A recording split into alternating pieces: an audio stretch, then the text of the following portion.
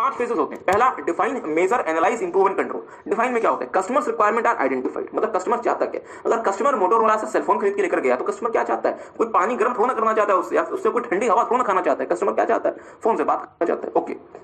And area critical to customer satisfaction, that is critical to quality या फिर CTQ are considered for further improvement. मतलब वो सारे area उस फोन में जो कि कस्टमर के सेटिस्फेक्शन के लिए महत्वपूर्ण है या वो क्रिटिकल टू क्वालिटी है, मतलब अगर वो एरिया सही से काम नहीं करेंगे तो मेरे फोन की जो क्वालिटी है वो बेकार मानी जाएगी। उसको आप कंसिडर करेंगे किस चीज के लिए? फर्दर इंप्रूवमेंट के लिए। ठीक बात है। दूसरा, variances of process output as attributable to CTQ are determine, मतलब हर वो एरिया जो कि क्रिटिकल टू क्वालिटी है, देखें कि उसका जो प्रोसेस आउटपुट है क्या उसमें वेरिएंस है। मुझे एक बार बताएंगे, इस फोन में हमने एक एरिया तो देखा जो CTQ है, वो एरिया क्या है? एंटीना। अब एंटीना मान लीजिए पहला एरिया क्या है? एंटीना। अब एंटीना की स्पेलिंग क्या होती है? I am not very much मतलब कंफर्म्ड। एनी हाउ, तो एरिया ओके, पहला एरिया मेरा जो CTQ का है वो एंटीना, और एंटीना का एक्सपेक्टेड परफॉर्मेंस क्या था कि सर जी तब तक लिंक होल्ड करो जब तक कस्टमर आपके कॉल को डिस्कनेक्ट ना कर दे, और एक्चुअल परफॉर्मेंस क्या है? 300 सेकंड। क्या वेरिएंस है? यस, एग्री करते हैं। तो अब आपको इस वेरिएंस को मेजर करना पड़ेगा कि प्रोसेस आउटपुट वेरिएंस कितना है, वो वेरिएंस जो कि क्रिटिकल टू क्वालिटी है, और एंटीना मेरा क्या है? Critical to quality. ठीक बात है। तो मेरे साथ साथ देखिए, आपने दूसरा पॉइंट क्या देखा? Variance of process output as attributable to CTQ are determined. Okay, अब मुझे बताएंगे वेरिएंस का पता चल गया, कहानी खत्म, या उस वेरिएंस के कारणों को एनालाइज करें ताकि उसका रूट काउज पता चले कि ये वेरिएंस है तो क्यों है। मींस हम क्या करेंगे? Analysis. Possible causes of process output variance या variation are analysed to identify the root cause of variation. कि सर जी यदि एंटीना सिर्फ 300 सेकंड तक कॉल को होल्ड कर पा रहा है तो क्यों कर पा रहा है, इसके पीछे क्या क्या रीजन है, और उन सारे रीजंस में से सबसे रूट काउज क्या है जिसकी वजह से ऐसा हो रहा है। ताकि एक बार यदि आप उस रूट काउज को दूर कर देंगे, वेरिएंस खत्म हो जाएगा, और जितनी एक्सपेक्टेड परफॉर्मेंस है उतनी हमारी एक्चुअल परफॉर्मेंस होगी। इट मींस हमारा जो कस्टमर का सेटिस्फेक्शन का ग्राफ है वो दोबारा से अप हो जाएगा। आई होप आपको बात समझ आ रही है। इंप्रूव, जैसे आपको डियर रूट काउज पता चल गया, आप क्या करेंगे? मोस्ट अप्रोप्रिएट सॉल्यूशन को आइडेंटिफाई करेंगे, उसे इंप्लीमेंट कर देंगे ताकि आप वेरिएंस को खत्म कर दें। और फाइनली कंट्रोल। और मुझे एक बात सोच के बताएंगे, भविष्य में यदि सेम परेशानी आती है तो दोबारा से स्टार्टिंग से सारा कुछ करेंगे या अपने प्रोसेस को स्टैंडर्डाइज करके डॉक्यूमेंट कर लेंगे? तो जी प्रोसेस को स्टैंडर्डाइज करके डॉक्यूमेंट कर लेंगे ताकि भविष्य में ऐसी परेशानी ना आए। मतलब कंट्रोल में आप क्या करेंगे? कंट्रोल रिलेटेड स्टेप्स लेंगे और प्रोसेस को स्टैंडर्डाइज करेंगे और प्रोसेस को डॉक्यूमेंट कर देंगे। सो टेक सम टाइम, एक बार से ध्यान से एक बार से पढ़ लें, फिर हम आगे आपके साथ प्रोसीड करेंगे। हाँ, एक बार हम आपके फिर से समझा देंगे। मेरी बात पे ध्यान दीजिएगा। हमने आपके साथ क्या दिखा दिया कि हमने देखा कि सिक्स सिग्मा के दो प्रमुख, सिक्स सिग्मा को इंप्लीमेंट करने के दो प्रमुख तरीके, एक कहलाता है डीमैक और दूसरा कहलाता है डीएमडी। डीमैक जो होता है डियर, ये बेसिकली एग्जिस्टिंग प्रोसेसेस या एग्जिस्टिंग प्रोडक्ट्स के साथ अप्लाई करता है, जिसमें डी का मतलब होता है डिफाइन। किस चीज को डिफाइन? कस्टमर की रिक्वायरमेंट को आइडेंटिफाई करेंगे, और हर वो एरिया जो कि कस्टमर के सेटिस्फेक्शन के लिए क्रिटिकल है, जिसको हम नाम देते हैं CTQ, क्रिटिकल टू क्वालिटी, उन एरियाज को आइडेंटिफाई करें फर्दर इंप्रूवमेंट के लिए। एम का मतलब मेजर, मेजर करें प्रोसेस आउटपुट वेरिएशन किसका? हर CTQ, हर क्रिटिकल टू क्वालिटी एरिया का प्रोसेस आउटपुट वेरिएशन मेजर करें, कैलकुलेट करें। एनालाइज, हर वो कारण जिसकी वजह से वो वेरिएंस आया, उस कारण को खोजें और उसके रूट काउज में जाने का प्रयास करें कि सर जी अगर ये वेरिएंस आया तो उसके पीछे मेन रीजन क्या है, what is the root cause. जैसे आपको मेन रीजन पता चल गया उसके एनालिसिस फेज में, अब सिचुएशन को इंप्रूव करने के लिए मोस्ट अप्रोप्रिएट सॉल्यूशन को खोजें और उसे इंप्लीमेंट कर दें, और फाइनली कंट्रोल करें। मतलब आप यहां पे कंट्रोल रिलेटेड स्टेप्स लेंगे, जैसे अपने प्रोसेस का स्टैंडर्डाइजेशन, उसका डॉक्यूमेंटेशन, ताकि भविष्य में ऐसी सिचुएशन आए ना, और अगर सिचुएशन आ जाए तो हमारे पास एक लिखा लिखाया सॉल्यूशन मौजूद होगा, हम उसे ही अप्लाई कर देंगे, न कि हम दोबारा से हम स्टार्टिंग से सारा का सारा कुछ करेंगे। ठीक बात है। सो आई होप आपको बात समझ आई। That is known as TQM, sorry इसको हम कहते हैं डीमैक कहते हैं बेसिकली। इसमें दो तीन बातें ध्यान देने वाली हैं। पहली बात है dear, critical to quality. What is the meaning of critical to quality? Critical to quality का मीनिंग होता है हर वो प्रोसेस जो कि क्वालिटी पे डायरेक्टली इंपैक्ट करता है, हर वो प्रोसेस जो कि क्वालिटी पे डायरेक्टली इंपैक्ट करता है। जैसे फॉर एग्जांपल मान लीजिए मैं एक सेलफोन खरीद के लाता हूं और उस सेलफोन का जो कलर है वो धीरे धीरे छूट रहा है, तो ये भी क्वालिटी पे असर करता है, इसका भी क्वालिटी पे इंपैक्ट होता है। बट मान लीजिए उस सेलफोन से मैं बात ही नहीं कर पा रहा सही से, कॉल बार बार ड्रॉप हो जाती है या फिर वॉल्यूम बहुत कम है, तो इसका क्वालिटी पे ज्यादा असर होता है। सो दैट इज मोस्ट, तो ये क्या बन गया मेरा? Critical to quality. मींस हर वो एरिया जिसका क्वालिटी पे सीधा असर पड़ सकता है, वो एरिया क्या बन गया? Critical to quality. ठीक बात है। तो आगे देखेंगे। हाँ, वेरिएंसेस क्या होता है? एक्चुअल परफॉर्मेंस, वो आउटपुट कितना दे रहा है और उससे एक्सपेक्टेड परफॉर्मेंस कितनी है। ध्यान दीजिएगा, आप सब बच्चों ने फर्स्ट ग्रुप में कॉस्टिंग पढ़ा, वहां पे आपने वेरिएंस एनालिसिस किया। वेरिएंस क्या होता है? एक्चुअल मतलब expected performance minus actual performance, या फिर आपने वहां पे फॉर्मूला पढ़ा था budgeted performance minus actual performance. तो यदि मैं बात करूं एंटीना की, तो उस एंटीना से मेरी बजटेड परफॉर्मेंस या एक्सपेक्टेड परफॉर्मेंस कितनी है? कि सर जी तब तक कॉल को होल्ड करो जब तक कस्टमर कॉल को डिस्कनेक्ट ना कर दे।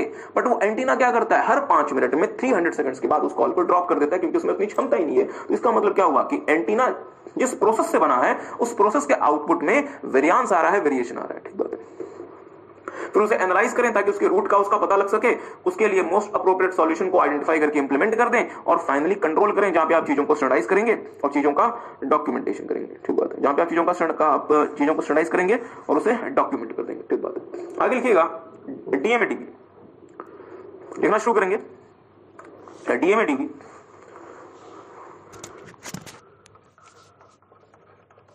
किया क्या, मेरी बात पे ध्यान दीजिएगा। हमने आपके साथ ऑलरेडी देखा था डीमैक, और डीमैक के बारे में हमने आपको कहा था कि ये एग्जिस्टिंग प्रोसेस या फिर एग्जिस्टिंग प्रोडक्ट से डील करता है। अब let's say Maruti Suzuki India limited ने पहली गाड़ी बनाई, उन्हें पता चला कि सर जी गाड़ी में तो ये खामी रह गई, तो गाड़ी की खामी दूर करनी पड़ेगी ना, तो उसके लिए हम क्या यूज करेंगे, डीमैक। पर जो अगली गाड़ी बनाएंगे क्या उसमें भी खामी छोड़ दें, या उसमें स्टार्टिंग में ही ऐसा प्रोसेस बना के चलें जिसमें खामी ना हो। सर जी स्टार्टिंग में ऐसा प्रोसेस बनाओ ना जिसमें खामी ना हो, इसके लिए हम क्या यूज करेंगे, डीएमएडीबी। अब ध्यान से मेरी बात को सुनिएगा। आप मान लीजिए कंपनी के सीईओ हैं, या आप मान लीजिए कि कंपनी के मतलब सीए हैं बेसिकली, और आप एक ऐसी गाड़ी पे काम कर रहे हैं जो कि जिसमें कोई डिफेक्ट ना हो। तो सबसे पहले आप क्या करेंगे, आप अपना ऑब्जेक्टिव क्या करेंगे, डिफाइन करेंगे। कैसे, जो कि ओके, सबसे पहले आप क्या करेंगे डियर, प्लीज ध्यान दीजिएगा। सबसे पहले आप लोग क्या करेंगे, आप लोग सबसे पहले डिफाइन करेंगे किस चीज को, कि आप लोग अचीव क्या करना चाहते हैं, आपका गोल क्या है, इस गाड़ी को आप जो बनाना चाहते हैं इसका गोल क्या है, और वो गोल कैसा होना चाहिए, कंपनी के स्ट्रेटेजी के हिसाब से और मार्केट के डिमांड के हिसाब से। लेट्स से हमारा गोल है कि हमें 2% अपना मार्केट शेयर बढ़ाना है, इसके लिए हम कोई नई गाड़ी इंट्रोड्यूस करना चाहते हैं, तो वो गाड़ी कैसी होनी चाहिए, हमारे स्ट्रेटेजी के हिसाब से और मार्केट के रिक्वायरमेंट के हिसाब से। हमने गाड़ी को क्या कर दिया, मतलब हमने इसे क्या कर दिया, डिफाइन कर दिया। फिर हमें पता चला कि सर जी गाड़ी में अगर आप गाड़ी से अपना गोल अचीव करना चाहते हैं, तो इसमें इंजन इसका CTQ है, माइलेज इसकी CTQ है, और रिलायबिलिटी इसका CTQ है। मतलब 3 चीजें क्रिटिकल टू क्वालिटी, पहला इंजन, दूसरा रिलायबिलिटी, तीसरा माइलेज। मींस ये 3 चीजें क्या है, क्रिटिकल टू क्वालिटी। तो आप क्या करेंगे, फिर आप अपने सारे के सारे फैक्टर्स को जो कि क्रिटिकल टू क्वालिटी हैं, आप उसे आइडेंटिफाई कर लेंगे। आई होप आपको बात समझ आई। और आप 3 चीजों का ध्यान रखेंगे, इंजन का, रिलायबिलिटी का, माइलेज का, क्योंकि ये तीनों चीजें क्रिटिकल टू क्वालिटी हैं। अब इसके बेसिस पे आप इन तीनों CTQ को एनालाइज करके एक ऐसा डिजाइन तैयार करेंगे प्रोसेस का, ताकि इन तीनों चीजों में कोई भी खराबी ना आए। मतलब आप क्या कर रहे हैं, एनालाइज कर रहे हैं। जो आपने प्रोसेस का डिजाइन तैयार किया है उसे फर्दर ऑप्टिमाइज करें ताकि वो डिजाइन बेहतर बने। बट मुझे बताएंगे वो डिजाइन तो आपने सिर्फ और सिर्फ कागजों में तैयार किया है, क्या आपको एक बार उस डिजाइन को रन करके आपको देखना पड़ेगा कि उससे जो गाड़ी बन के आ रही है वो गाड़ी सही में हमारी रिक्वायरमेंट्स को पूरा कर भी रही है या फिर नहीं। तो मींस आपको उस गाड़ी को क्या करना पड़ेगा, उस वाले डिजाइन को आपको पायलट रन में चलाना पड़ेगा, ताकि आप कंफर्म कर सकें कि जो आपने डिजाइन बनाया है वो डिजाइन सही है भी या नहीं है। सो टेक सम टाइम, एक बार से देख लें। देखेंगे define goal consistent with the strategy of the entity and demands of the customer. तो आपने अपना गोल्स आपने डिफाइन कर दिया कि हमें कार बनानी है, और वो गोल्स कैसे आपने डिफाइन किया, एंटिटी की स्ट्रेटजी के हिसाब से और मार्केट की रिक्वायरमेंट के हिसाब से। Means identify all those factors which are critical to quality. उस कार में हर वो फैक्टर जो कि उस कार की क्वालिटी पे असर कर सकता है, आपने उसे आइडेंटिफाई कर लिया। अब आप एनालाइज क्या करेंगे, आप हर उस फैक्टर को कंसीडर करेंगे ताकि आप बेस्ट प्रोसेस डिजाइन तैयार कर सके। और ये जो बेस्ट प्रोसेस डिजाइन होगा डियर, उस हर उस प्रोसेस का जो कि क्रिटिकल टू क्वालिटी है उसको बहुत ध्यान से उसे कंसीडर करेगा। आपने जो डिजाइन डेवलप किया है उसे ऑप्टिमाइज करें, उसे और बेहतर करें, और फाइनली आप अपने डिजाइन को वेरीफाई करें। और उस डिजाइन को वेरीफाई करने के लिए आप क्या करते हैं, पायलट रन करते हैं। मतलब उस डिजाइन को रन करके देखें, फैक्ट्री में चला के देखें, उससे गुड्स बना के देखें कि इस वाले डिजाइन से हमें फायदा मिल रहा है या नहीं मिल रहा, ताकि वेरीफाई के थ्रू आप इस बात को कंफर्म कर लें कि ये जो डिजाइन है ये आपको बहुत अच्छा प्रोडक्ट बना के दे रहा है, और ये जो प्रोडक्ट होगा डियर ये ऐसा प्रोडक्ट बनेगा कि इसमें हर उस क्रिटिकल टू क्वालिटी एरिया में डिफेक्ट अराइज ही नहीं होगा, ताकि आपको बाद में दूर करना पड़े, रिमूव करना पड़े। सो टेक सम टाइम, एक बार से देख लें क्या क्या है। पहला, six sigma customer focus. Six sigma कैसा है, जो कि कस्टमर पे फोकस करता है। सिक्स सिग्मा को बाकी किसी से कुछ नहीं चाहिए। सिक्स सिग्मा कहता है कि हमें अपने प्रोडक्ट में ये क्वालिटी चाहिए तो चाहिए, इसे जहां से लाना है, जो करना है, हमें से कोई मतलब नहीं। आगे देखिएगा, six sigma produce higher return on investment. और मुझे बताएंगे यदि मैं सिक्स सिग्मा में पैसा खर्च करता हूं जो कि सिर्फ और सिर्फ आउटपुट की बात करता है, और यदि मैं टीक्यू में अगर मैं पैसा खर्च करता हूं जो कि प्रोसेस की बात करता है, तो मुझे ज्यादा रिटर्न कहां मिलेगा, सिक्स सिग्मा से, क्योंकि वो आउटपुट की बात करता है और उस आउटपुट में वो कॉम्प्रोमाइज नहीं होने देता। इसका मतलब six sigma producers higher return on investment compare to other improvement programmes. But dear मेरी बात पे ध्यान दीजिएगा, अगर आप इतना स्ट्रिक्ट होना चाहते हैं कि आपको अपना आउटपुट बहुत हाई क्वालिटी का चाहिए, तो इसके लिए बहुत जरूरी है कि कंपनी के टॉप मैनेजमेंट को रिस्पांसिबिलिटी लेनी पड़ेगी। वो सिक्स सिग्मा की रिस्पांसिबिलिटी अपने लोअर लेवल एम्प्लॉयज पे नहीं डाल सकता। इसलिए सिक्स सिग्मा में कंपनी के टॉप मैनेजमेंट को जिम्मेदारी लेनी पड़ती है और उनको सिक्स सिग्मा की रिस्पांसिबिलिटी लेनी पड़ती है। इसलिए six sigma changes how the management operates. Six Sigma makes senior executive to be responsible for the result, thus forces them to put more emphasis on the entire Six Sigma task। मतलब Six Sigma जो है वो top management को bound करता है कि sir जी आपको जिम्मेदार होना पड़ेगा, आपको रिस्पॉन्सिबिलिटी लेनी पड़ेगी, और अगर आप उन्हें जिम्मेदार करते हो तो फिर इसका मतलब आप उन्हें फोर्स कर रहे हो, आप उन्हें बाउंड कर रहे हो कि वो ज्यादा बेहतर तरीके से सिक्स सिग्मा के पूरे काम को मैनेज करें। तो टेक सम टाइम, इस तीनों पॉइंट को बहुत ध्यान से पढ़ेंगे। क्या कह रहे हैं? हाँ नहीं, इसके बाद हम आपके साथ आएंगे टीपीएम क्या होता है। पहले लगता है कि अगर हम प्रोसेस को लगातार बेहतर बनाते रहेंगे तो आउटपुट अपने आप बेहतर होगा और हमारे कस्टमर का जो सेटिस्फेक्शन है वो भी बढ़ जाएगा। एक और मेजर अंतर है सिक्स सिग्मा और टीक्यूएम में, और वो अंतर ये है डियर कि जो सिक्स सिग्मा है, बहुत ध्यान से मेरी बात को सुनिएगा, जो सिक्स सिग्मा है वो बेसिकली मैन्युफैक्चरिंग कंसर्न्स के लिए, जो बड़ी बड़ी मैन्युफैक्चरिंग कंपनीज होती हैं, पर जो टीक्यूएम है वो आपके सर्विस सेक्टर में भी लग सकता है, वो स्कूल्स में भी लग सकता है, वो हॉस्पिटल्स में भी लग सकता है, मतलब वो हर जगह लग सकता है। पर जो सिक्स सिग्मा है वो बड़ी जो मैन्युफैक्चरिंग कंपनीज होती हैं डियर, जनरली सिर्फ वहां पे लगता है। तो देखेंगे मेरे साथ साथ। Okay, TQM is a structured approach that seeks to improve the quality of products and services through an ongoing refinement of processes। मतलब TQM कहता है कि सर जी प्रोसेस को रिफाइन करते रहो, प्रोसेस को और बेहतर करते रहो, इससे आपके आउटपुट की क्वालिटी और सर्विस, मतलब आउटपुट की जो क्वालिटी वो अपने आप बढ़ जाएगी। और सिक्स सिग्मा क्या कहता था? हमारे आउटपुट में डिफेक्ट नहीं होना चाहिए, नो मैटर व्हाट, जो भी करना है करो, हमारा आउटपुट डिफेक्टिव नहीं होना चाहिए। टीक्यूएम कहता है प्रोसेस को रिफाइन करते रहो, इससे हमारे आउटपुट की क्वालिटी अपने आप बढ़ जाएगी। ठीक बात है। आगे देखेंगे, TQM can be applied to any type of organization. It originated in the manufacturing sector and has since become adapted for use in almost every type of organization, including service sector, schools, highway maintenance, hotel management, etc। मतलब TQM की जो starting हुई थी वो भी manufacturing sector में हुई थी, बट बाद में ये हर प्रकार के ऑर्गेनाइजेशन में यूज होने लगा, सर्विस में भी इस्तेमाल होने लगा। तो अगर एग्जाम में आपको एमसीक्यू में क्वेश्चन पूछ लिया गया कि सर जी सर्विस सेक्टर में क्या हम सिक्स सिग्मा लगा सकते हैं, आपका आंसर क्या होगा? नहीं, सर्विस सेक्टर में आप टीक्यूएम लगा सकते हैं बट आप सिक्स सिग्मा नहीं लगा सकते। सिक्स सिग्मा जनरली सिर्फ मैन्युफैक्चरिंग कंसर्न में लगता है। ठीक बात है। आगे देखिएगा, TQM processes are divided into 4 steps, PDCA. TQM में भी 4 स्टेप्स होते हैं जिसका नाम है PDCA, plan do check act. ध्यान दीजिएगा, सिक्स सिग्मा में आपने 2 मेथोडोलॉजीज देखी थी, एग्जिस्टिंग के लिए डीमैक और नए के लिए डीएमएडीवी। टीक्यूएम में भी जो स्टेप्स होते हैं वो कहलाते हैं PDCA, plan do check act, जिसको हम पीडीसीए साइकिल भी कहते हैं। तो प्लान क्या होता है देखेंगे, पूरी हद तक मतलब सिमिलैरिटी है डीएमएडीवी और पीडीसीए। ओके, डीमैक और पीडीसीए जनरली आपका सेम ही है, बट देखेंगे आपको किसमें अलग अलग चीजें क्या है। Plan, in planning phase we define the problem to be addressed and ascertain problems root cause. मतलब प्लान में हम क्या करते हैं कि सर जी हमें क्या परेशानी है जिसका हमें सामना करना है और उसका हम रूट कॉज भी निकालने का प्रयास करते हैं। डू, यहाँ पे हम एक सॉल्यूशन डेवलप करके इंप्लीमेंट कर देते हैं, उस प्रॉब्लम के लिए एक सॉल्यूशन को खोज के इंप्लीमेंट भी कर देते हैं। Check, here we confirm the result through the before and after data comparison. मतलब हमने जब रिजल्ट को इंप्लीमेंट कर दिया तो हम देखते हैं कि रिजल्ट को इंप्लीमेंट करने से पहले क्या पोजीशन थी, रिजल्ट को इंप्लीमेंट करने के बाद क्या पोजीशन है, ताकि दोनों को कंपेयर करके पता चले कि क्या सही में कोई रिजल्ट हमें मिला भी या नहीं मिला। और फाइनली एक्ट, यदि वो सही प्रकार से काम करता है तो हम रिजल्ट को डॉक्यूमेंट कर देते हैं और अगली बार जब आपको पीडीसीए करना है उसके लिए हम रिकमेंडेशन देते हैं। सर जी कहना क्या चाहते हो, मतलब समझ नहीं है, मतलब बिल्कुल समझ आएगा, ध्यान दीजिएगा मेरी बात पे। हमने कहा कि पीडीसीए में भी हमारे पास 4 स्टेप्स, क्या क्या? Plan, do, check, act. Plan में हम क्या करते हैं, हम यहाँ पे समझते हैं कि हमें प्रॉब्लम क्या फेस कर रहे हैं और उसका रूट कॉज क्या है। मतलब हम प्रॉब्लम को आइडेंटिफाई करते हैं और उसका रूट कॉज समझते हैं। डू में हम एक सॉल्यूशन को डेवलप करके इंप्लीमेंट करते हैं। बट ये छोटी सी बात मैं आपको बताऊं, यहाँ पे जो सॉल्यूशन आपका डेवलप होता है ना, ये आउटपुट बेस्ड नहीं होता। क्या मुझे कोई बताएगा टीक्यूएम में सॉल्यूशन कैसा होगा? हाँ, प्रोसेस बेस्ड होगा।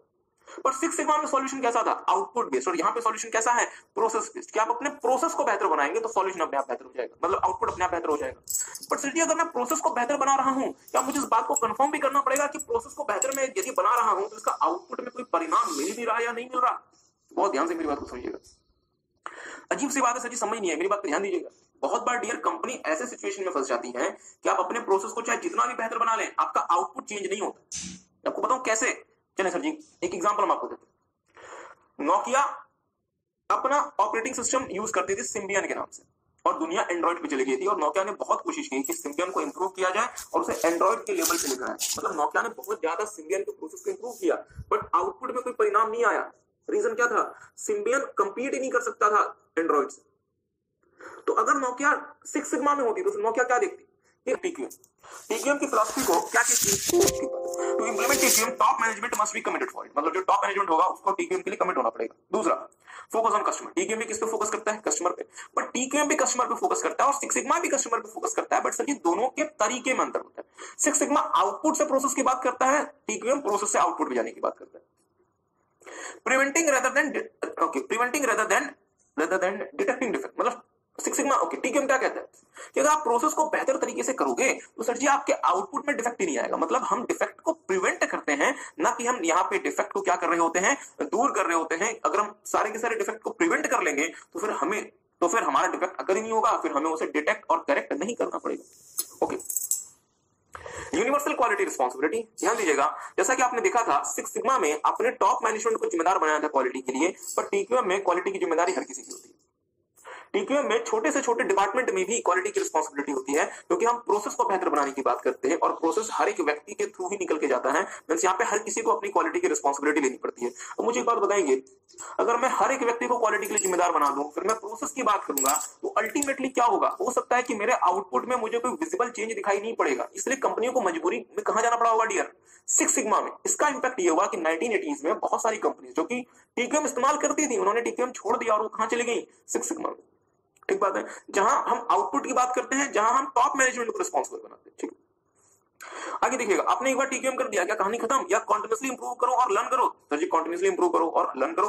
TQM focuses on continuous improvement and learning. Improvement में बी ऑफ सेवरल टाइप्स, मतलब अलग अलग प्रकार की इंप्रूवमेंट हो सकती है, जैसे enhancing value of to the customer through new and improve products and services, मतलब अपने प्रोडक्ट एंड सर्विसेज को इंप्रूव करो या नए प्रोडक्ट या सर्विसेज के थ्रू कस्टमर को ज्यादा बेहतर वैल्यू दो। दूसरा, अपने एरर्स को, अपने डिफेक्ट्स को और अपने वेस्ट को कम करो। रिस्पॉन्सिवनेस को इंक्रीज करो, मतलब जब कस्टमर ने कुछ पूछा उसको तेजी से रिस्पॉन्ड करो। मार्केट में कोई चेंज आया, आप भी तेजी से रिस्पॉन्ड कीजिए। और improving productivity and effectiveness in the use of all resources, और जितना भी रिसोर्स इस्तेमाल कर रहे हैं कोशिश करें कि वो सारे के सारे रिसोर्सेज जितना प्रोडक्टिव तरीके से और जितने इफेक्टिव तरीके से इस्तेमाल हो सके उतने इफेक्टिव तरीके से इस्तेमाल करें और कोई भी डिफेक्ट और कोई भी वेस्टेज ना होने दें। छठा, एम्प्लॉय इन्वॉल्वमेंट। मुझे बताएंगे टीक्यूएम में हर किसी को अगर हम क्वालिटी के लिए रिस्पॉन्सिबल बनाते हैं तो क्या एम्प्लॉय को भी टीक्यूएम की प्रक्रिया में शामिल करना पड़ेगा? हाँ सर, क्योंकि टीक्यूएम किस पे फोकस करता है? प्रोसेस पे, और प्रोसेस को एग्जीक्यूट कौन करता है? एम्प्लॉय। तो देखेंगे TQM needs active participation of employees. Inventory reduction, मेरी बात पर ध्यान दीजिएगा, आपने एक टर्म सुनी है just in time. Just in time एक मैकेनिज्म होता है जो कहता है कि हमें अननेसेसरी इन्वेंटरी होल्ड नहीं करना चाहिए। जैसे आपने पढ़ा होगा मतलब कॉस्टिंग में एक चैप्टर जिसका नाम है मटेरियल कॉस्टिंग। वहां पे आपने देखा था कि आप ऑर्डर प्लेस करते हैं मटेरियल के लिए, ऑर्डर आपके मतलब वेयर हाउस में आता है, फिर आप ऑर्डर इशू करते हैं अपने प्रोडक्शन फ्लोर पे, तो ऑर्डरिंग कॉस्ट होती है, कैरिंग कॉस्ट होती है, lot of cost are involved. Just in time कहता है कि सर जी जितना मटेरियल चाहिए उतना ही मटेरियल का ऑर्डर प्लेस करो, अननेसेसरी मटेरियल वेयर हाउस में रखने का फायदा नहीं है। तो जस्ट इन टाइम कंपनीज तभी इंप्लीमेंट कर सकती है इंडिया जब उन्होंने टीक्यूएम इंप्लीमेंट किया हो, क्योंकि टीक्यूएम और जस्ट इन टाइम क्या होती है? कॉम्प्लीमेंट्री थ्योरीज होती है। तो आपको ज्यादा कुछ नहीं समझना, आपको सिर्फ ये समझना है कि जस्ट इन टाइम का फुल फॉर्म होता है जिट का फुल फॉर्म होता है जस्ट इन टाइम, और ये कहता है कि आपको इन्वेंट्री जहां तक हो सके कैरी नहीं करनी चाहिए, और यदि किसी कंपनी को जस्ट इन टाइम इंप्लीमेंट करना है तो उसे पहले टीक्यूएम इंप्लीमेंट करना पड़ेगा, क्योंकि जो दोनों है आपकी टीक्यूएम और जस्ट इन टाइम ये आपस में कॉम्प्लीमेंट्री है। और फाइनली ट्रेनिंग, और आपको यदि अपने इंप्लॉयज को टीक्यूएम में इन्वॉल्व करना है तो उनको क्या देना पड़ेगा? ट्रेनिंग देनी पड़ेगी, क्योंकि आपके इंप्लॉयज के पास तो ट्रेनिंग नहीं होगी। So training is the basic to the TQM process and TQM needs extensive training. तो अब आपको क्या करना पड़ेगा? अपने सारे के सारे इंप्लॉयज को एक्सटेंसिव ट्रेनिंग देनी पड़ेगी। So these are the principles guiding TQM. Take some time, पहले इसको एक बार इसे पहले अच्छे से रीड कर लें। हाँ, इसको याद रखने का हम आपको एक छोटा सा तरीका भी बताएंगे।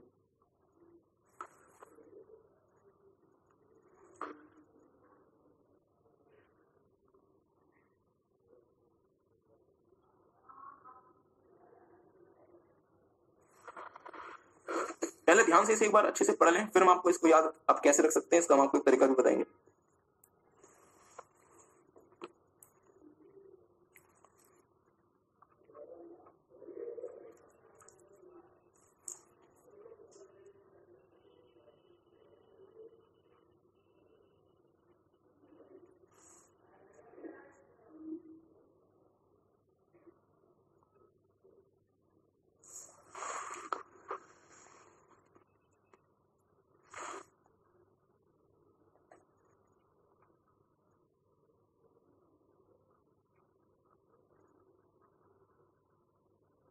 ओके, ध्यान दीजिएगा, इसको याद रखने का छोटा सा तरीका, एक छोटी सी कहानी याद रखें।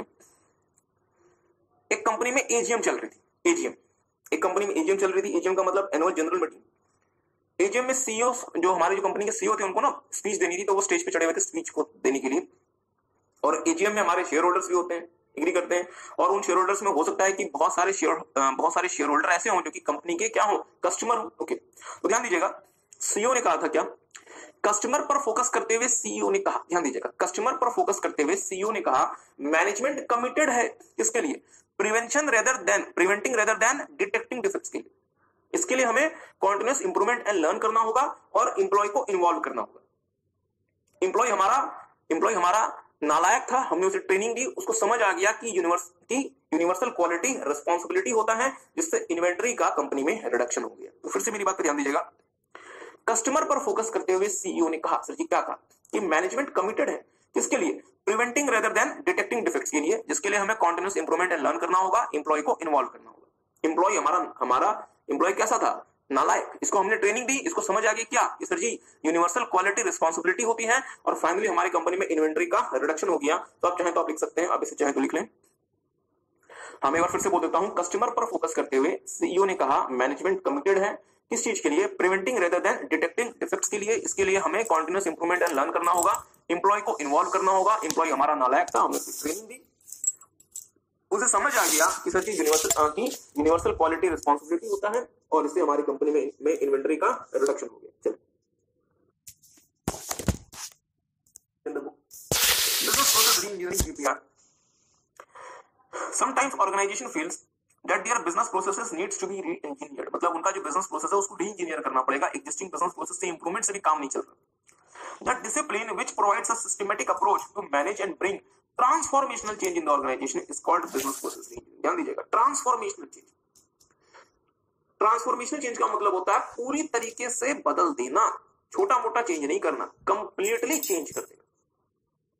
जैसे फॉर एग्जांपल आप बच्चे अगर गाने वाने सुनते हैं तो आपने अदनान सामी जी को देखा है, अदनान सामी, हाँ वो जो गाना आया था उनका, मतलब हाँ मतलब थोड़ी सी तो मतलब लिफ्ट करा दे, अदनान सामी की 10 साल पहले की फोटो और अदनान सामी की हाल फिलहाल की फोटो में दिया बहुत महत्वपूर्ण है, जो कि आपको याद रखनी है। BPR is the fundamental rethinking and radical redesign of process to achieve dramatic improvement. तो सर जी 3 बातें बहुत महत्वपूर्ण है, क्या क्या, फंडामेंटल रीथिंकिंग, रेडिकल रीडिजाइन और ड्रामेटिक इंप्रूवमेंट। तो सर जी ड्रामेटिक इंप्रूवमेंट किसमें आएगा, critical contemporary measures of performance such as cost, quality, service and speed. मतलब हमारी जो अननेसेसरी कॉस्ट है वो बहुत तेजी से कम होनी चाहिए बीपीआर के बाद, प्रोडक्ट की जो क्वालिटी है, प्रोसेस की जो क्वालिटी वो बहुत तेजी से बढ़नी चाहिए बीपीआर के बाद, सर्विस टाइम हमारा बहुत तेजी से कम होना चाहिए और स्पीड हमारी बहुत तेजी से बढ़नी चाहिए। इन मेजर्स में ड्रामेटिक इंप्रूवमेंट होगा बीपीआर के थ्रू। तो बीपीआर मेरा क्या बन गया, fundamental rethinking and radical redesign to achieve a dramatic improvement in critical contemporary measures of performance such as cost, quality, service and speed. So take some time, मेरे साथ साथ आगे देखेंगे। Fundamental rethinking means asking the question why do you do what you do, thereby eliminating business process altogether if it does not add value to the customer। मतलब fundamental rethinking आपसे सबसे पहले सवाल पूछेगा कि आप अगर हमारे पास आए हैं, बीपीआर के पास आए हैं, तो फिर आपको अपने एग्जिस्टिंग प्रोसेस से मोह छोड़ना पड़ेगा, और हम उसे क्या करेंगे, हम उसे पूरी तरीके से हम उसे चेंज करने वाले हैं, और वो प्रोसेस जो कि हमारे लिए वैल्यू ऐड नहीं करता, उस प्रोसेस को हम रिमूव ही कर देंगे। But sir ji six sigma और टीपीएम क्या करता था, एग्जिस्टिंग प्रोसेस को बेहतर बनाने का प्रयास करता था। अगर आप बीपीआर के पास जा रहे हैं तो एग्जिस्टिंग प्रोसेस से आपका जो लगाव है उसे कम करना पड़ेगा, आपको फंडामेंटल रीथिंकिंग की रिक्वायरमेंट है। ठीक है, दूसरा देखेंगे, radical redesign means reinventing the process totally and not just enhancing और improvement.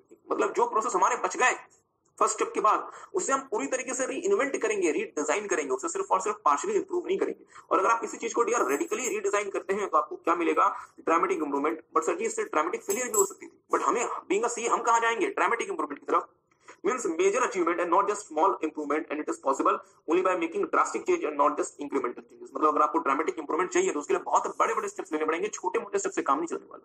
Anyhow BPR is also known as business process redesign, business transformation, business process change management. मतलब बीपीआर को हम बिजनेस प्रोसेस रीडिजाइन भी कहते हैं, business transformation भी कहते हैं, और बिजनेस प्रोसेस चेंज मैनेजमेंट का भी नाम देते हैं। टेक सम टाइम, एक बार बीपीआर को अच्छे से रीड करेंगे, कृपया ध्यान दीजिए।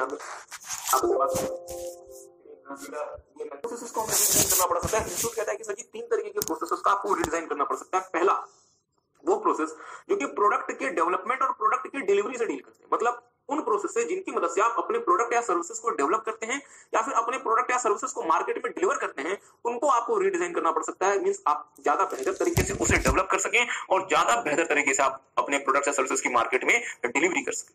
तो देखिएगा, this includes R&D, engineering, manufacturing, logistics and supply chain sector. मतलब आपको अपने रिसर्च एंड डेवलपमेंट प्रोसेस का भी बीपीआर करना पड़ सकता है, इंजीनियरिंग प्रोसेस का, मैन्युफैक्चरिंग का, सप्लाई चेन मैनेजमेंट का, लॉजिस्टिक्स का। अभी सर जी मतलब सप्लाई चेन क्या होता है, लॉजिस्टिक्स क्या होता है, मैं आपके साथ आने वाली क्लासेस में देखेंगे। ओके, ऐसे में तो आपने जिन बच्चों ने स्ट्रेटेजिक मैनेजमेंट ऑलरेडी कर लिया हमसे, उन्होंने तो आप ऑलरेडी देख लिया होगा, अच्छी बात है। दूसरा, process involves interface with customers. आपने बहुत अच्छा प्रोसेस डेवलप कर दिया और आप उसे डिलीवर कर सकते हैं, बट क्या आपको कस्टमर को समझाना भी पड़ेगा कि सर जी हमारा प्रोडक्ट सबसे ज्यादा मार्केट में सुपीरियर है।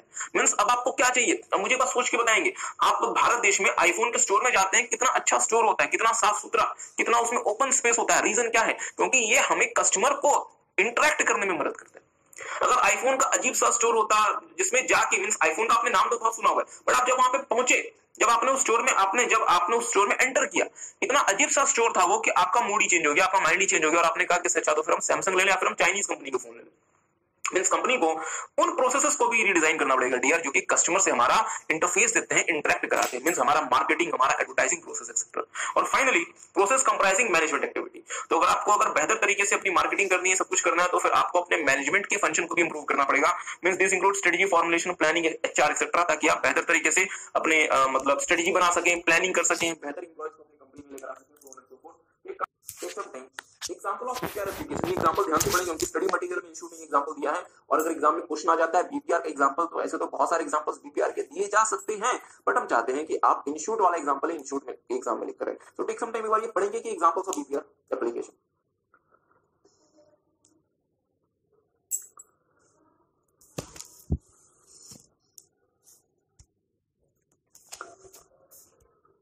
ओके ओके ओके, पढ़ लें example of BPR application.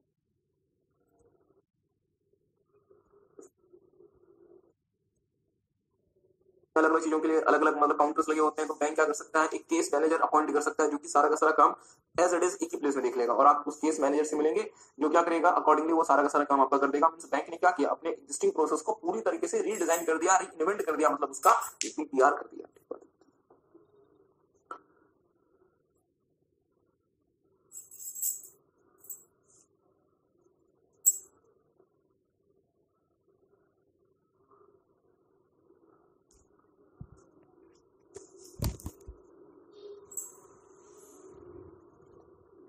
Okay, now अब मेरी बात पर डियर ध्यान दीजिएगा, बीपीआर क्या है, fundamental rethinking and radical redesign. But sir ji हमने जैसे आपको पहले बताया डियर, अगर आप रेडिकल रीडिजाइन करते हैं तो उसके दो परिणाम हो सकते हैं, क्या, या तो कंप्लीट फेलियर या तो ड्रामेटिक इंप्रूवमेंट। और हमें कहां जाना है, ड्रामेटिक इंप्रूवमेंट की तरफ। अगर आपको ड्रामेटिक इंप्रूवमेंट की तरफ जाना है डियर, तो आपको कुछ क्रिटिकल सक्सेस फैक्टर्स का ध्यान रखना पड़ेगा।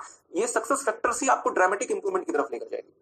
आपने रेडिकल रीडिजाइन कर दिया फंडामेंटल रीथिंकिंग के बाद, बट आप टोटल फेलियर की तरफ ना चले जाए, इसलिए आपको कुछ क्रिटिकल सक्सेस फैक्टर्स का ध्यान रखना पड़ेगा। जो फैक्टर्स क्या हैं देखेंगे। Research has identified some key factors for BPR project to succeed. बहुत सारे रिसर्च के बाद ये पता चला कि अगर बीपीआर को कंपनी सफल बनाना चाहती है तो उन्हें कुछ महत्वपूर्ण बातों का ध्यान रखना पड़ेगा। If these factors are not taken care of properly, अगर आप इन फैक्टर्स को प्रॉपर तरीके से कंसिडर नहीं करते तो उसका इंपैक्ट क्या होगा, it might cause a failed attempt towards BPR. इसका मतलब जो आप बीपीआर कर रहे हैं वो आपका फेल हो जाएगा, उसका नुकसान हो जाएगा कंपनी को। तुमने साथ साथ देखेंगे दीज फैक्टर्स आर, पहला ऑर्गेनाइजेशन वाइड कमिटमेंट। अगर कंपनी को बीपीआर इंप्लीमेंट करना है तो पूरे ऑर्गेनाइजेशन की कमिटमेंट होनी चाहिए, मींस टॉप लेवल से लेके बॉटम लेवल तक की कमिटमेंट होनी चाहिए, तो ही बीपीआर करें, अदरवाइज बीपीआर आपका फेल हो जाएगा अगर आपने पूरे ऑर्गेनाइजेशन की कमिटमेंट नहीं दी। आगे देखिएगा बीपीआर टीम कंपोजिशन। मुझे बताएं बीपीआर का एक बहुत बड़ा चेंज है। हाँ सर, बीपीआर बहुत बड़ा चेंज है। जैसे फॉर एग्जांपल जीएसटी हमारे देश में बहुत बड़ा चेंज था, तो सरकार ने जीएसटी के लिए क्या किया, एक जीएसटी काउंसिल का गठन कर दिया। जो जीएसटी काउंसिल जिसमें केंद्र सरकार के लोग भी होंगे और राज्य सरकार के लोग भी होंगे, और जीएसटी से जुड़ा कोई भी फैसला होगा वो क्या कोई भी एरा गैरा के ले ले, कोई भी व्यक्ति उठ के जीएसटी के लिए कोई भी फैसला ले ले, या कोई भी फैसला जीएसटी काउंसिल ही लेगी।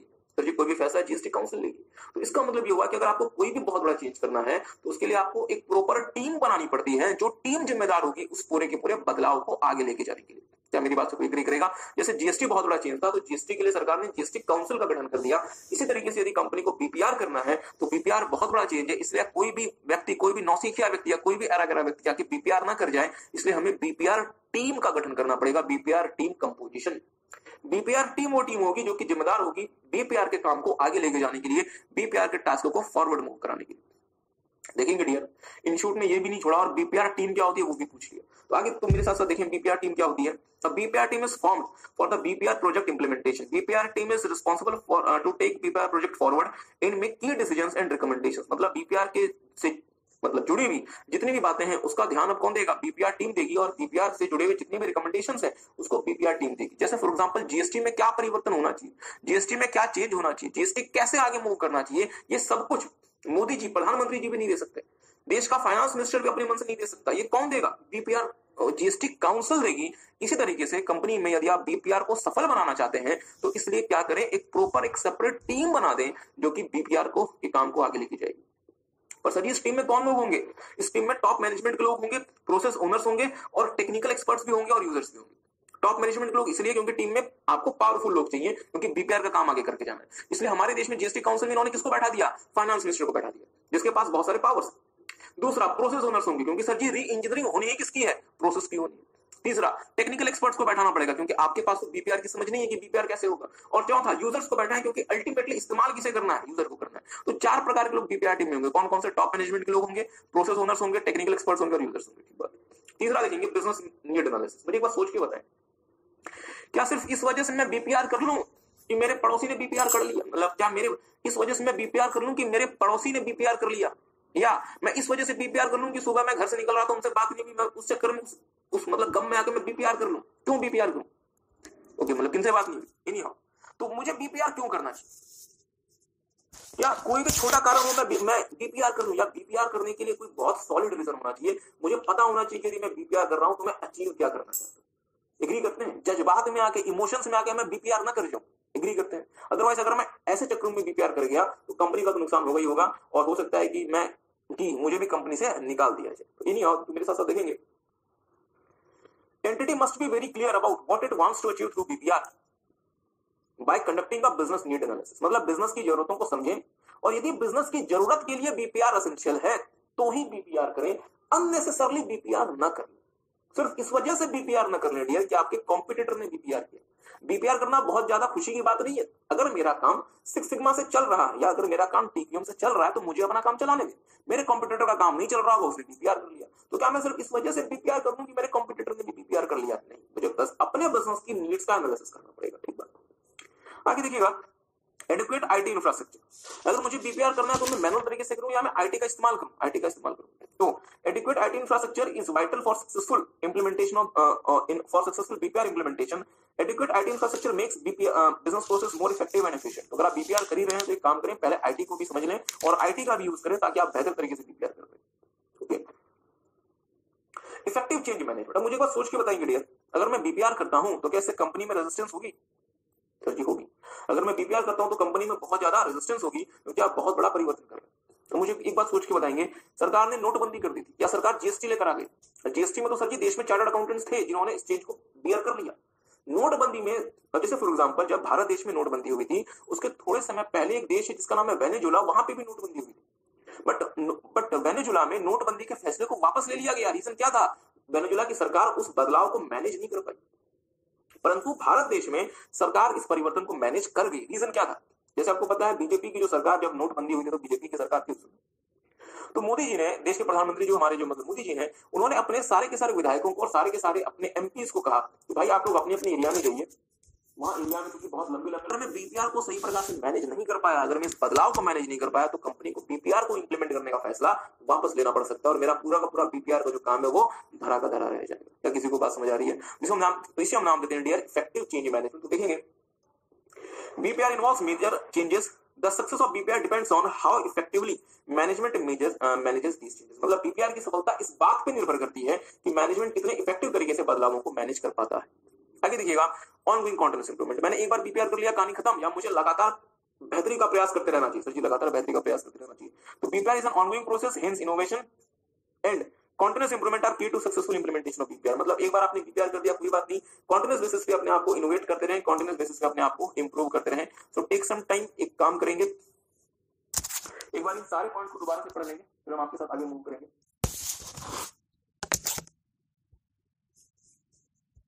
Role of IT in BPR. BPR में आईटी का क्या रोल है डियर?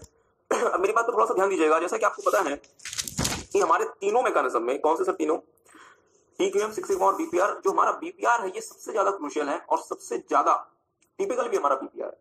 तो अगर आपको बीपीआर सक्सेसफुली इंप्लीमेंट करना है अपने बिजनेस में, तो आपको इंफॉर्मेशन टेक्नोलॉजी के पावर को समझना पड़ेगा और बहुत बेहतर तरीके से आप बीपीआर इंप्लीमेंट कर सकते हैं। बीपीआर में आईटी बीपीआर में कैसे मदद कर सकते हैं, ध्यान दीजिएगा। Information technology in the last few years had a very large impact on the transformation of business processes. मतलब पिछले कुछ सालों में आईटी ने बहुत तरीके से बहुत ज्यादा इंपैक्ट किया है बिजनेस प्रोसेस के ट्रांसफॉर्मेशन में। इसको हम आपके साथ आईटी में हम आपके साथ और देखेंगे कि आईटी क्या होता है, देखेंगे मेरे साथ साथ। चैप्टर नंबर 2 में डियर हम आपके साथ आईटी को बहुत ज्यादा डिटेल में देखेंगे। ठीक बात है। This requires entity to make optimal use of IT resources in BPR. इसलिए कंपनी को आईटी का सही तरीके से इस्तेमाल करना चाहिए। आईटी क्या करेगा? कंप्रेशन ऑफ टाइम, मतलब आईटी बीपीआर में लगने वाले समय को, बीपीआर के प्रोसेस में लगने वाले समय को आईटी छोटा करेगा, मींस कम करेगा, मतलब आप तेजी से बीपीआर कर सकते हैं। दूसरा, overcoming geographical barrier.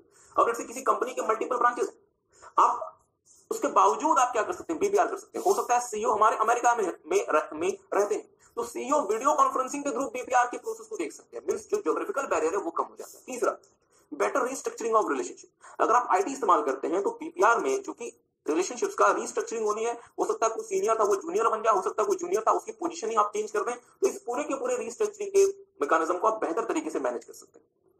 Increase efficiency by the way of increase productivity. आपकी प्रोडक्टिविटी बढ़ेगी, आपकी एफिशिएंसी बढ़ेगी, आपकी इफेक्टिवनेस बढ़ेगी और leads to better and improve products and services. अगर आप इतना कुछ कर लेते हैं तो फिर कंपनी बीपीआर के बाद कंपनी क्या करेगी? बेहतर प्रोडक्ट्स और सर्विसेज बना पाएगी। इसका मतलब बीपीआर का अल्टीमेट ऑब्जेक्टिव भी क्या था हमारा?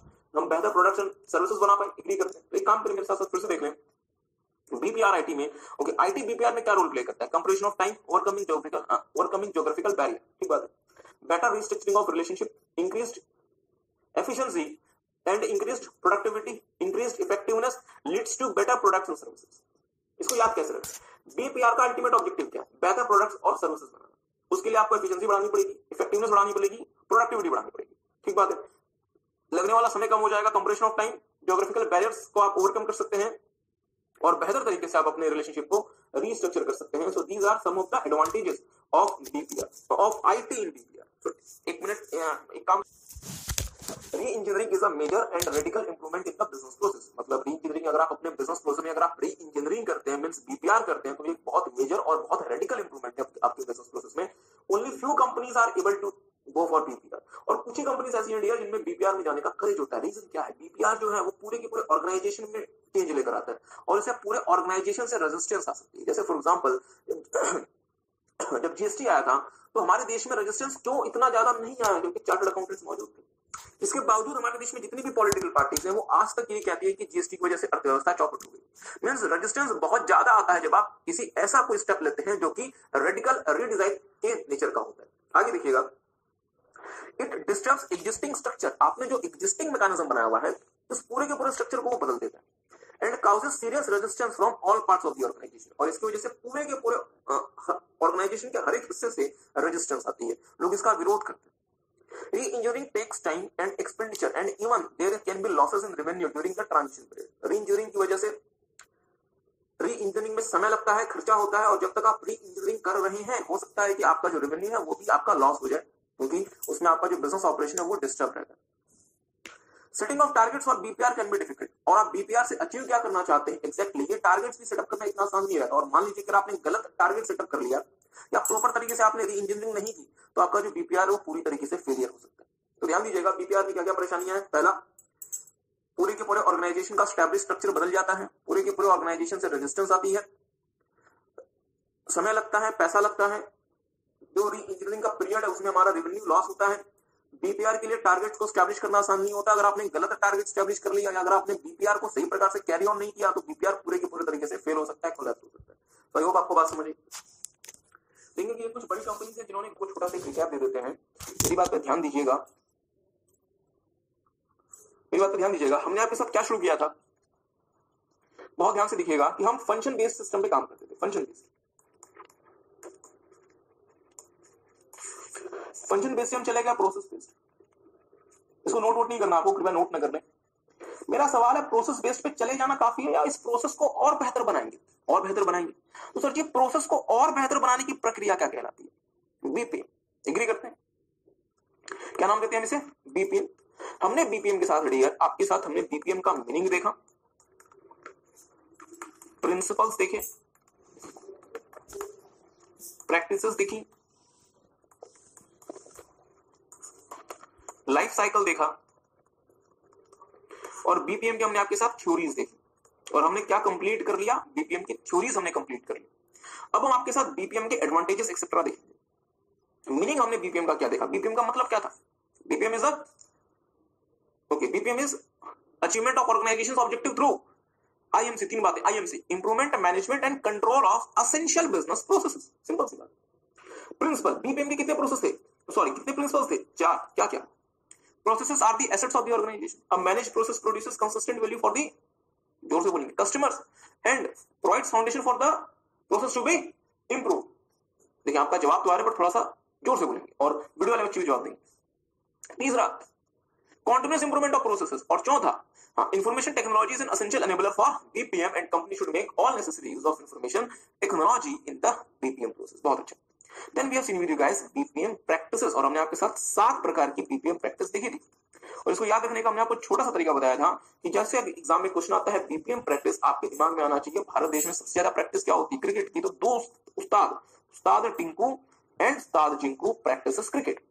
यू का मतलब utilise information technology for managing process, T का मतलब top down commitment bottom up execution, A का मतलब अपॉइंट प्रोसेस ओनर्स, यू का मतलब utilise BPR, six sigma, TQM and other process improvement tools, C का मतलब continuous improvement and learning, P का मतलब process oriented organisational structure, C का मतलब collaborate with business partners.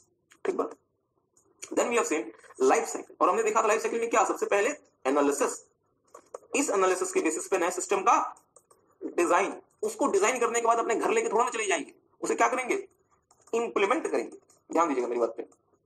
Implement करने के बाद प्यारे बच्चों इसका run and monitor, means running and monitoring और फाइनली डियर इसके ऑप्टिमाइजेशन। क्या बात है। कुछ बच्चे तो आंसर देते हैं विदाउट एनी डाउट, कुछ बच्चे तो आंसर देते हैं, हाँ कुछ नहीं, चले बहुत सारे बच्चे आंसर देते हैं, बच्चे नाराज हो गए, बहुत सारे बच्चे आंसर देते हैं, बट कुछ बच्चे ऐसे हैं हमारी क्लास में, आई कैन आइडेंटिफाई देम, वो आंसर नहीं देते। अब दो ही कारण हो सकते हैं, उनको लगता होगा कि सर जी यार जब इतने बच्चे बोल ही रहे हैं तो हम भी बोल के एनर्जी क्यों वेस्ट करें। चले अगर ऐसा लगता है तो चले फिर कोई बात नहीं, अगर उनको ये लगता है तब तो कोई इशू नहीं है, बट अगर उनको आंसर ही नहीं पता है तब इसका मतलब ये हुआ कि आप क्लास में फिजिकली तो मेरे सामने बैठे हुए हैं, बट आप मेंटली आप उस ग्राउंड में दौड़ रहे हैं जहां पे आप अपने दोस्तों के साथ हंट पे निकले हुए, पबजी में। ठीक बात है, पबजी। हैरानी की बात है कि बच्चा क्लास में बैठ के पबजी खेल रहा होता है। मुझे पता कितने बच्चे क्लास में, चले क्लास में नहीं छोड़ते, पबजी खेलते हैं, कितने बच्चे ऐसे। आप भी खेलती है पबजी, बहुत अच्छी बात है। नहीं मतलब गर्ल्स जो होती है वो जनरली पबजी जैसे गेम नहीं खेलती, बट अगर आप पबजी खेलती है दैट्स गुड, दैट्स गुड। उसका मतलब ये नहीं कि मैं बाकी गर्ल्स को इंकरेज कर रहा हूं कि वो भी पबजी खेलें, नहीं, मतलब एग्जाम भर ना खेलें उसके बाद पबजी खेल लें। और वीडियो वाले बच्चे अगर पबजी खेलते हैं तो कृपया ना खेलें। हाँ नहीं, मेरे पास एक बड़ा एक अच्छा मैसेज आया था, मैं वो मैसेज लिख के, मतलब मैसेज कुछ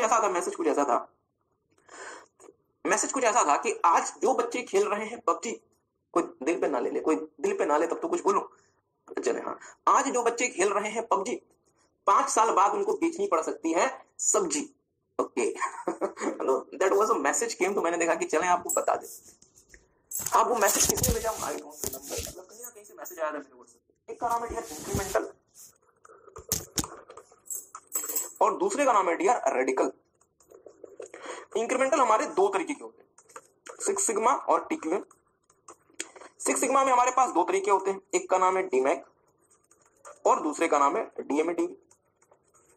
टीक्यूएम में हमारे पास जो तरीका होता है वो कहलाता है PDC, plan do check out. ठीक बात है।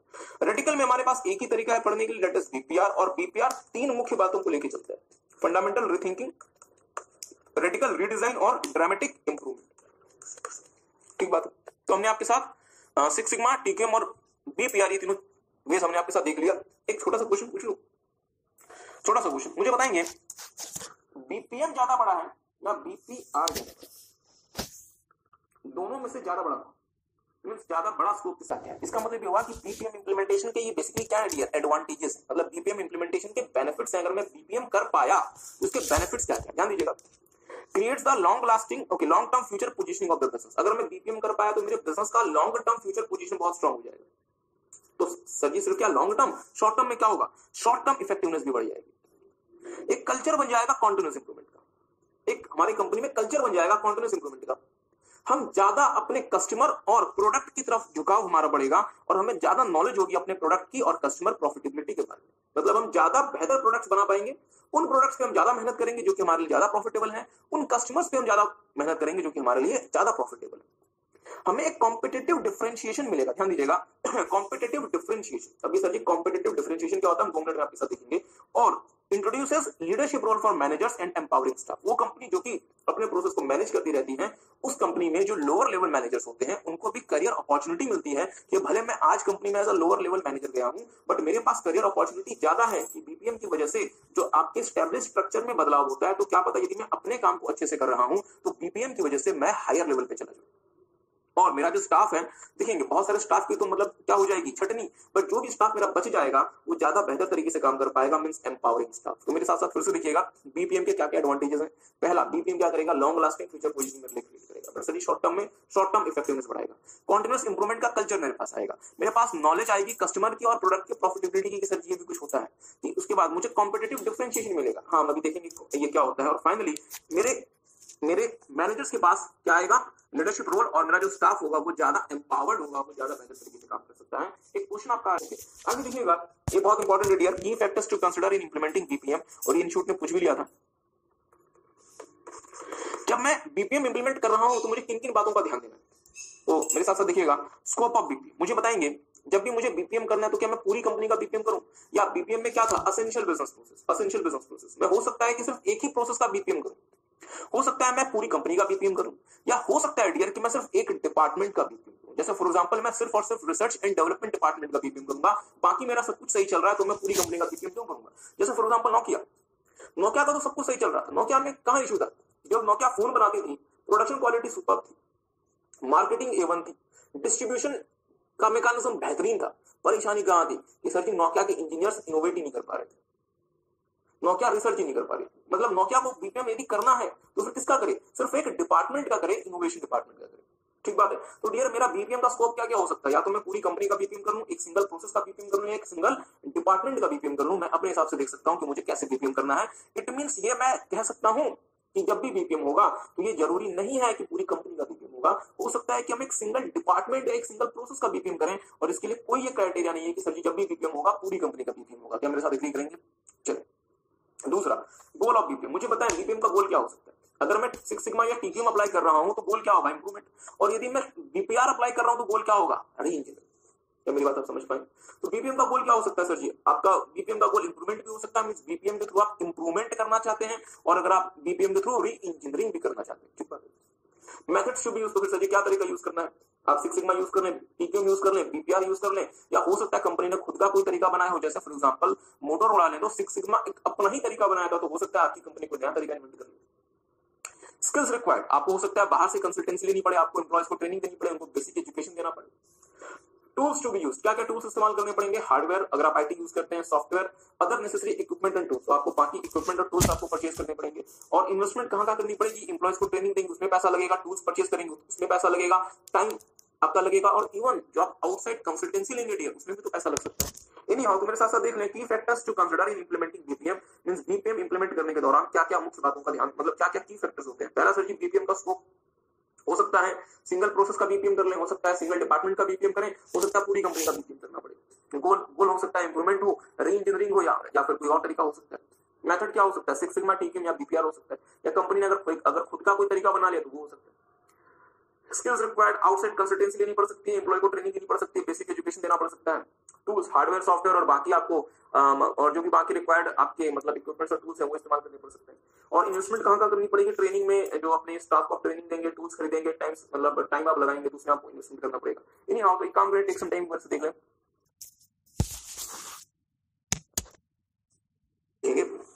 बीपीएम सॉफ्टवेयर क्या होता है, देखिए बीपीएमएस सिस्टम या सूट्स या BPMS are software that allows enterprise to devise process centric IT solutions for their business. बहुत ध्यान से मेरी बात को सुनिएगा। प्रोसेस सेंट्रिक आईटी सॉल्यूशंस मतलब हम आईटी सॉल्यूशन तो लाएंगे आपके लिए, हम आपके प्रोसेस को क्या देंगे, आईटी, मतलब हम ऐसे आईटी सॉल्यूशंस आपको देंगे जो क्या हो, प्रोसेस सेंट्रिक। अगर आपको ये चार बातें समझनी है तो बहुत ध्यान से मेरी बात को सुनिएगा। प्रोसेस सेंट्रिक आईटी सॉल्यूशन, मुझे बताएं बीपीएम होता ही क्या, प्रोसेस को बेहतर बनाना। बट अगर मैं सॉफ्टवेयर की मदद से बीपीएम करता हूं तो मैं प्रोसेस को बेहतर बनाना तो चाहता हूं, बट किसकी मदद से, सॉफ्टवेयर की मदद से, मतलब आईटी की मदद से। मींस बीपीएमएस या बीपीएम सिस्टम ऐसे सॉफ्टवेयर हैं जो कैसे हैं, process centric IT solution. Means IT solution में लेकर आ रहा हूं, बट वो आईटी सॉल्यूशन कैसा है, किसी खास प्रोसेस को फोकस करते हुए, किसी खास प्रोसेस को कंसिडर करते हुए। क्या मेरी बात आप समझ पाए? तो बीपीएम ऐसे सॉफ्टवेयर होते हैं डियर जो कि मेरी कंपनी में मुझे मदद करते हैं कि मैं अपने प्रोसेस स्पेसिफिक या प्रोसेस सेंट्रिक आईटी सॉल्यूशंस को डेवलप कर पाऊं। मींस मुझे यदि अपना प्रोसेस मैनेज करना है तो उसके लिए मेरे पास आईटी सॉल्यूशन होगा, इंफॉर्मेशन टेक्नोलॉजी होगी, और वो आईटी सॉल्यूशन जनरल नेचर का नहीं होगा, कैसा होगा, उस पर्टिकुलर प्रोसेस के लिए होगा जिसके लिए मैं उस आईटी सॉल्यूशन को लेकर आ रहा हूं। So it is called BPMS या फिर BPM सिस्टम। तो आगे देखिएगा मेरे साथ साथ BPMS के क्या क्या एडवांटेजेस होते हैं, ध्यान दीजिएगा। ये BPMS के एडवांटेजेस हैं। BPM के एडवांटेजेस हमने ऑलरेडी देख लिए, किसी को याद है BPM का advantage? Long lasting future positioning, short term effectiveness, culture of continuous improvement, knowledge of product and customer profitability, provides competitive differentiation to the organisation and creates leadership role for the managers and empowering staff. तो वो था BPM का advantage. But अब हम क्या कर रहे हैं, बीपीएमएस के एडवांटेज। ध्यान दीजिएगा। तो बीपीएमएस के क्या क्या बेनिफिट्स, क्या मतलब एडवांटेज होते हैं? पहला, automating repetitive business process. Sir ji जो आपका रिपीटेटिव बिजनेस प्रोसेस आपको मैनुअली करना पड़ता था, आप उसका क्या कर दीजिए, ऑटोमेशन। अब सॉफ्टवेयर क्या करेगा, अपने आप ही आपका रिपीटेटिव बिजनेस प्रोसेस का काम पूरा कर देगा। अगर मैं एक बार मुझे सोचिए बताइएगा, अगर मैं अपने रिपीटेटिव बिजनेस प्रोसेस का ऑटोमेशन कर देता हूं तो क्या मेरे इंप्लॉय का समय फ्री हो जाएगा? हो जाएगा सर। और इससे इंप्लॉय बेवजह जो पैसा खर्च कर दिया करता था, या मुझे इंप्लॉय को बेवजह जो नौकरी देनी पड़ती थी, मतलब जो सैलरी देनी पड़ती थी, वो भी कम हो जाएगी। Means operational saving. तो देखिएगा, automating repetitive business process, freeing up employees time. BPMS through automation frees lot of employee time. मतलब एम्प्लॉय का जो समय है वो अननेसेसरी समय जो एक ही चीज को बार बार प्रोसेस करने में निकल रहा था, वो समय फ्री हो जाएगा। इससे आपको क्या मिलेगी, operational saving. BPM focuses on process optimisation, thus causing great operation saving। Simple सी बात इतनी है, through BPMS company gets great operational saving. ठीक बात है। और finally, reduction in administration involved in compliance activities. तो डियर ये जो हेडिंग्स है, मैं मानता हूं ये हेडिंग्स में बहुत अच्छे तरीके से नहीं लिखी हुई, बट ये इंस्टीट्यूट की हेडिंग्स और आपको इन्हीं हेडिंग्स को आपको याद रखना पड़ेगा। तो मेरे साथ साथ देखिएगा क्या है, reduction in the administration involved in the compliance activities. आपको पता है डियर, जैसे जो बच्चे ऑफिस जाते हैं, कंपनीज को बहुत सारा कंप्लायंस का काम करना पड़ता है। आरओसी में रिटर्न जमा करने पड़ते हैं, जीएसटी का काम देखना पड़ता है, मतलब टीडीएस के रिटर्न्स आपके मंथली बेसिस पे जा रहे होते हैं। There are lot of time हमारा कंप्लायंस निकल जाता है। और अगर आप इन चीजों का ऑटोमेशन कर देंगे तो इसका एडवांटेज क्या होगा कि जो मेरा समय कंप्लायंस में निकल जाया करता था, अब मुझे उस वाले समय को मैं कहीं और इस्तेमाल कर सकता हूं। मींस मेरा बहुत सारा समय जो कंप्लायंस में बर्बाद हो जाया करता था, वो सारा का सारा समय मेरा सेव हो जाएगा। तो देखेंगे, companies are required to manage lot of compliance activities. The BPM supports companies in compliance related work. तो द बीपीएम, जो आपका जो बीपीएमएस होगा, वो कंपनी को कंप्लायंस रिलेटेड काम में सपोर्ट करेगा। एक काम करें, यहाँ पे बीपीएम, यहाँ पे एस छूट गया है, यहाँ पे बीपीएमएस कर ले। The BPMS supports companies in compliance related work. ठीक बात है। तो बीपीएमएस वो क्या करेगा, कंपनी को मदद करेगा कि सच्ची कंप्लायंस के काम को आसान कैसे बनाया जा सकता है। सो टेक सम टाइम, ऊपर से पढ़ लें।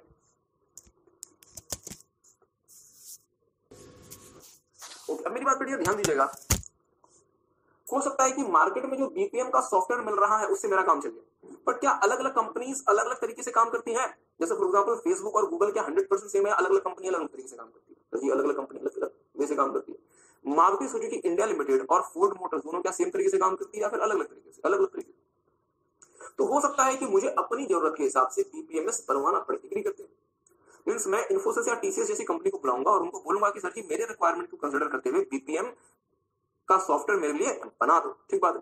अब क्या परेशानी होगी कि जो मेरे लिए बीपीएमएस सॉफ्टवेयर बना वो फेल हो जाए, वो काम नहीं कर पाए।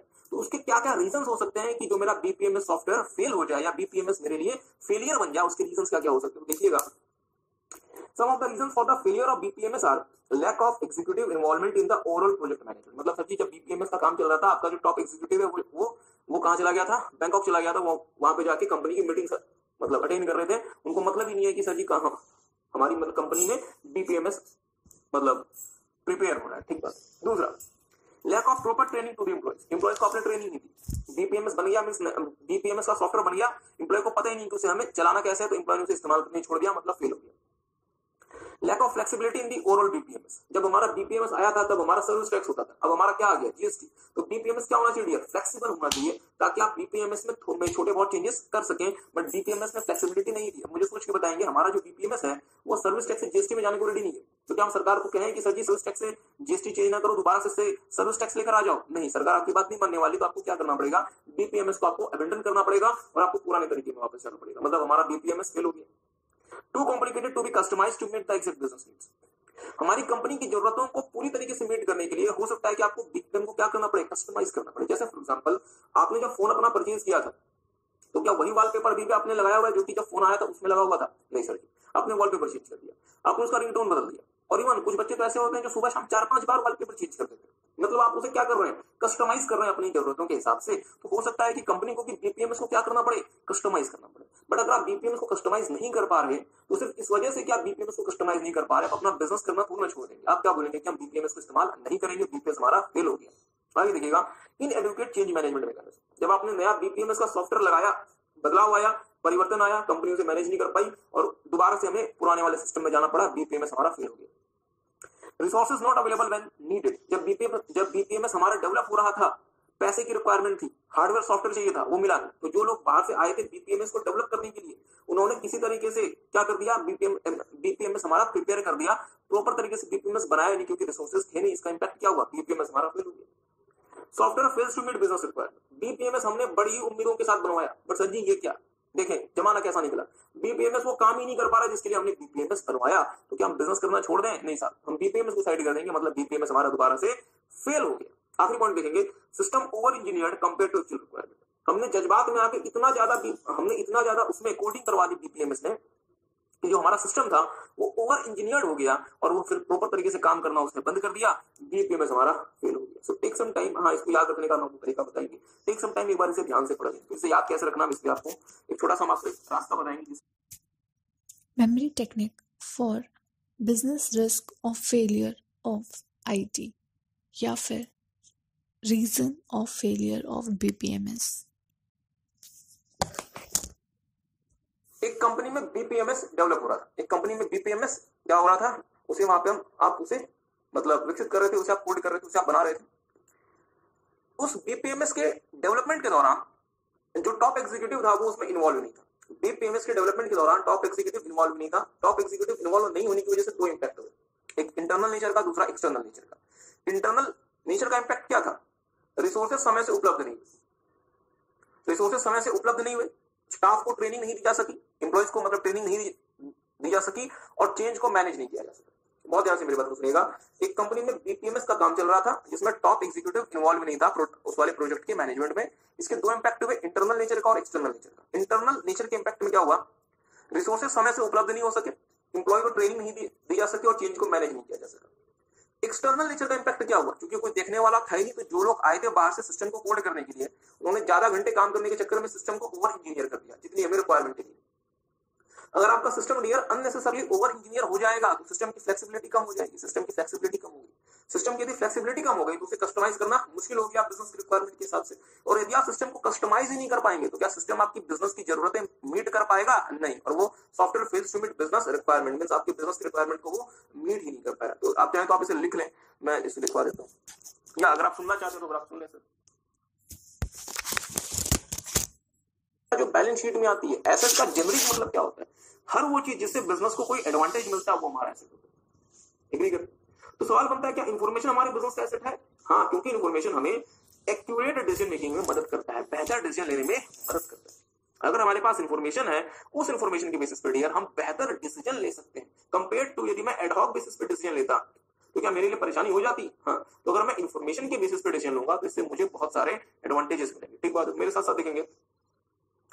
Okay, information becomes an asset for an organization if it is useful, accessible, relevant, accurate, understandable and shareable at a time when required। मतलब सर जी ये इंफॉर्मेशन के एट्रीब्यूट्स हैं, ध्यान दीजिएगा। इंफॉर्मेशन के ये क्या है?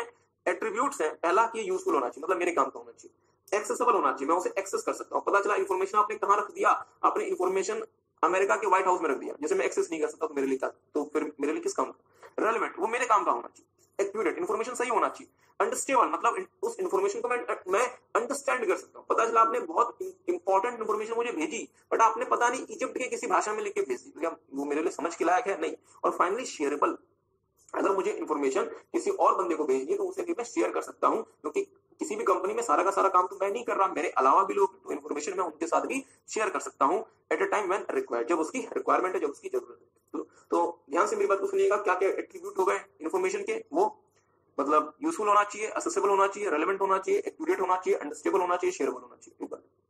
Information that is accurate will allow decision makers to make more effective decisions which will improve organization's performance. अगर एक अच्छी इन्फॉर्मेशन के बेसिस पे आप काम करेंगे तो आप ज्यादा बेहतर डिसीजन ले पाएंगे, जिससे कंपनी की परफॉर्मेंस इंप्रूव होगी।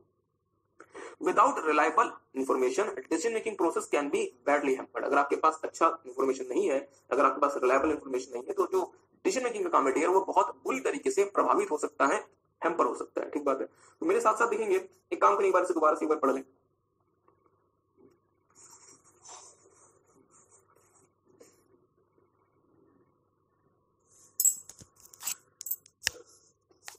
अब मेरी बात पड़ी प्रेजेंटेशन ऑफ इन्फॉर्मेशन सिस्टम। अगर आपने कोई सॉफ्टवेयर बनवाया या अगर आपने कोई इन्फॉर्मेशन सिस्टम बनवाया, आपको उसका क्या करना पड़ेगा डियर? प्रॉपर तरीके से डॉक्यूमेंटेशन। रीजन क्या है? उस डॉक्यूमेंटेशन से आपको पता चलेगा कि सिस्टम काम कैसे करता है। ठीक बात है। इससे आप अपने यूजर्स को ट्रेनिंग दे सकते हैं ताकि आप बेहतर तरीके से उन्हें उस सिस्टम में काम करने लायक बना सकें। तीसरा, designing new system. Let's say आपको इससे एडवांस कोई सिस्टम बनाना है तो आप उससे एडवांस सिस्टम बना सकते हैं। चौथा, controlling system development and maintenance cost. अगर आपने प्रॉपर तरीके से डॉक्यूमेंटेशन मेंटेन किया है तो आप सिस्टम के डेवलपमेंट का और उसके मेंटेनेंस का खर्चा भी आप मैनेज कर सकते हैं। आप देख सकते हैं कि आप अननेसेसरली सिस्टम के डेवलपमेंट में या मेंटेनेंस में खर्चा ना करें। ऑडिटिंग इन्फॉर्मेशन सिस्टम, आपको पता है डियर, पता क्या है आपको? आप चैप्टर नंबर 4 में देखेंगे कि आज के समय डियर कोई भी काम इन्फॉर्मेशन सिस्टम के थ्रू ही होता है, और बीइंग अ चार्टर्ड अकाउंटेंट हमें देखना पड़ता है कि कंपनी में किसी भी प्रकार का इश्यू ना हो, एरर ना हो। तो फिर ऑडिटर को भी क्या करना पड़ेगा? उसे इन्फॉर्मेशन सिस्टम का सहारा लेना पड़ेगा, उसका ऑडिट करना पड़ेगा। और यदि ऑडिटर को ये पता है कि इन्फॉर्मेशन सिस्टम को कैसे बनाया गया है, वो ज्यादा बेहतर तरीके से उसका ऑडिट कर सकता है। Means auditing information system. और फाइनली डॉक्यूमेंटिंग बिजनेस प्रोसेस। अगर आपने सिस्टम का प्रॉपर तरीके से डॉक्यूमेंट कराया है तो आप बिजनेस प्रोसेस को समझ सकते हैं कि बिजनेस प्रोसेस काम कैसे करता है, बिजनेस काम कैसे करता है। सो टेक सम टाइम, एक बार देख लें डॉक्यूमेंटेशन ऑफ इन्फॉर्मेशन सिस्टम।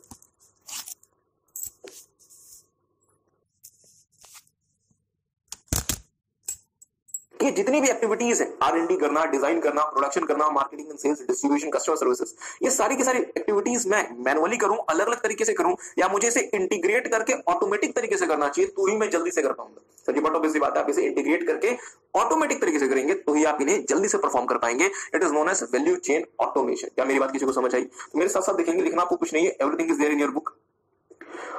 देखेंगे वैल्यू चेन ऑटोमेशन।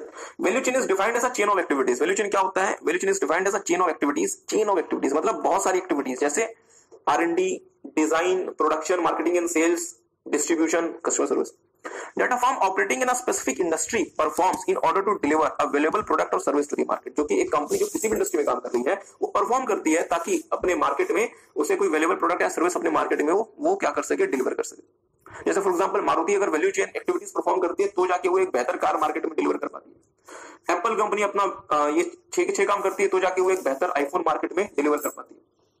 आगे देखिएगा, value chain is based on process view of the organisation. ध्यान दीजिएगा, process view of the organisation. Process view क्या कहता है कि सर जी ये जो 6 काम है ये अलग अलग तरीके से करो या इनको एक साथ करो, और डिपार्टमेंट की जो बाउंड्रीज है उन बाउंड्रीज को डिस्ट्रॉय कर दो, तोड़ दो, उन बाउंड्रीज से आगे निकलो। क्योंकि प्रोसेस की डेफिनेशन क्या थी? किसी को याद है प्रोसेस की डेफिनेशन? प्लीज ध्यान देंगे, बड़े वाले बच्चे ध्यान देंगे। प्रोसेस क्या था? Process is a coordinated and standardised flow of activities performed by people और machine which can traverse departmental और functional boundaries and achieve some organizational objective and create value for internal और external customers। तो मेरा जो value chain automation है वो भी कैसा है? Process view of the organisation. Means sir ji हमें जो 6 एक्टिविटीज परफॉर्म करनी है वो हम इंडिविजुअली या मैनुअली या अलग अलग माइंडसेट से नहीं करेंगे, इंटीग्रेट होकर एक प्रोसेस के फॉर्म में करेंगे। आई होप आपको बात समझ। 6 business functions of the value chain are as follows: R&D, design, production, marketing and sales, distribution and customer services। ध्यान दीजिएगा, automation of the entire activities of value chain provides very significant competitive advantage to the organisation as an automated value chain all the different functions act in a integrated manner. तो सबसे important क्या है sir जी? अगर आपने इन 6 चीजों का automation कर दिया, इंटीग्रेशन कर दिया, तो ये 6 की 6 जो मतलब चीजें हैं ये एक साथ काम करेगी। मींस हम जब प्रोडक्शन करेंगे तो हमारे दिमाग में रहेगा कि हमने किस चीज का रिसर्च किया है, और जब हम उस प्रोडक्ट को मतलब डिजाइन करेंगे तो हम इस बात का ध्यान देंगे कि हम प्रोडक्ट को इस तरीके से डिजाइन करें ताकि प्रोडक्शन करने में ज्यादा परेशानी ना आए। जैसा फॉर एग्जांपल मान लीजिए कि आपके प्रोडक्ट के डिजाइन के टीम ने एक ऐसा प्रोडक्ट बना दिया जिसको प्रोड्यूस करने के लिए आपके पास मशीनें नहीं, तो क्या कंपनी की परेशानी हो जाएगी? हो जाएगी। तो आपको क्या करना पड़ेगा, इन सारी की सारी चीजों को प्रॉपर तरीके से इंटीग्रेटेड वे में देखना पड़ेगा। इसको हम कहते हैं value chain automation. Take some time, से पढ़ लें, फिर हम आपके साथ आज का जो आखिरी हमारा जो टॉपिक है टाइप्स ऑफ बिजनेस प्रोसेस, उसमें जाएंगे।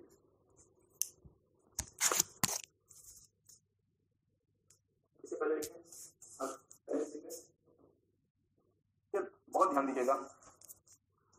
एक एग्जांपल लेते हैं, let's say Maruti Suzuki India limited. Maruti Suzuki India limited की स्ट्रेटेजी है कि 2020 तक उसे अपना मार्केट शेयर 4% बढ़ाना है। 2020 तक उसे अपना मार्केट शेयर 4% बढ़ाना है। मतलब सबसे पहले मारुति ने क्या स्टैब्लिश किया, अपनी बिजनेस स्ट्रेटेजी, जो कि लॉन्ग टर्म प्लान्स को बताएगी। अब यदि मारुति को अगर अपनी बिजनेस स्ट्रेटेजी अचीव करनी है तो क्या उस बिजनेस स्ट्रेटेजी को छोटे छोटे गोल्स में डिवाइड करना पड़ेगा।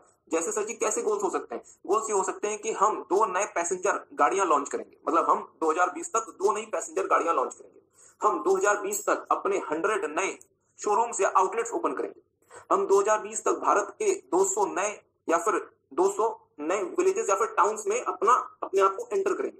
मींस क्या हुआ, आपने बिजनेस स्ट्रेटेजी को यदि अचीव करना है तो आप क्या करते हैं, उसके लिए आप उसे छोटे छोटे गोल्स में ब्रेक कर देते हैं। मतलब बिजनेस स्ट्रेटेजी को अचीव करने के लिए हम उसे छोटे छोटे गोल्स में डिवाइड कर देते हैं।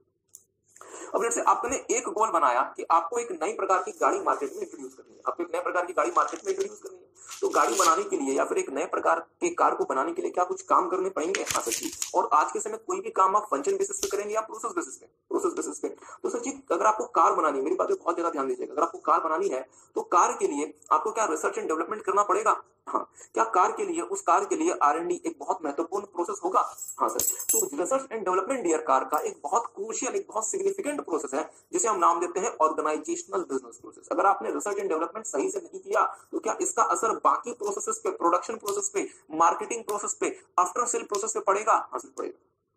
तो मैं क्या कहता हूं, मेरा जो हाई लेवल का प्रोसेस जो कि बाकी प्रोसेसेस को डिटरमाइन करने का काम करता है, that is known as organisational business process. Please ध्यान दीजिएगा। तो आपने क्या लिखा, organisational business processes are high level business process that are specified in the textual form. मतलब आपको R&D करनी है, इस बात को रिटन फॉर्म में लिखें कि सर जी उस R&D के लिए, उस R&D प्रोसेस के लिए इनपुट क्या क्या होगा, मतलब इनपुट कहां से आएगा, उस R&D प्रोसेस का आउटपुट क्या होगा, और इस R&D प्रोसेस के बाकी प्रोसेसेस में क्या डिपेंडेंसी है। मतलब अगर R&D हमारी सही प्रकार से नहीं हुई तो मार्केटिंग से, तो फिर हमारा प्रोडक्शन सही प्रकार से नहीं होगा, और अगर प्रोडक्शन आपका सही प्रकार से नहीं हुआ तो मार्केटिंग में दिक्कत आएगी, और अगर मार्केटिंग आपने कर भी दी तो कस्टमर की कंप्लेंट्स इतनी ज्यादा आएंगी कि कंपनी डील नहीं कर पाएगी। क्या मेरी बात समझ पाए? ओके, आगे देखिएगा। These business process acts as a supplier और consumer process। ध्यान दीजिएगा, these business process acts as a supplier और consumer process। मतलब ये जो business process होते हैं डियर, ये business process एग्जीक्यूट होके बहुत सारे छोटे छोटे business processes का काम पूरा करते हैं, या ये business process एग्जीक्यूट होने के लिए बहुत सारे छोटे छोटे business processes की रिक्वायरमेंट इनको होती है। जैसे फॉर एग्जांपल अगर मुझे R&D सही प्रकार से करनी है तो क्या मुझे सही प्रकार से बाकी प्रोसेसेस परफॉर्म करने पड़ेंगे?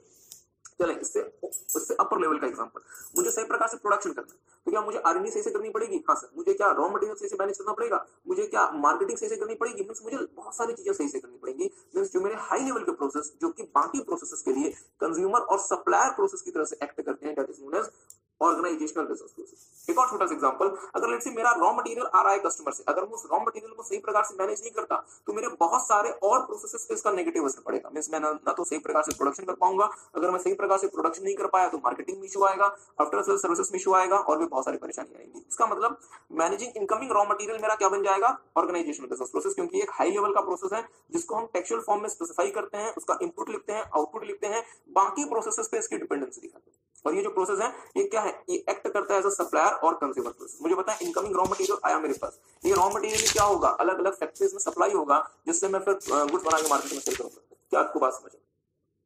ऑर्गेनाइजेशनल बिजनेस प्रोसेस को अचीव करने के लिए डियर हमें बहुत सारे ऑपरेशनल बिजनेस प्रोसेस, मतलब छोटे छोटे बिजनेस प्रोसेसेस परफॉर्म करने पड़ते हैं, तो उसे हम नाम देते हैं ऑपरेशनल बिजनेस प्रोसेस। ध्यान दीजिएगा, operational business process, in operational business process activities and their relationship are determined. मतलब अब मान लीजिए आपको कार बना के सेल करनी है तो फिर बहुत सारे छोटे छोटे काम करने हैं, तो वो छोटे छोटे काम क्या है और उनके बीच में आपस में क्या रिलेशनशिप है उसे स्पेसिफाई करने का काम करेगा operational business process. Multiple operational business process are needed for organisational business process, और ऑपरेशनल बिजनेस प्रोसेस को इंप्लीमेंट कैसे करना है इसके लिए हम बनाते हैं इंप्लीमेंट बिजनेस प्रोसेस। कंफ्यूज बिल्कुल नहीं होइएगा, ध्यान दीजिएगा मेरी बात पे।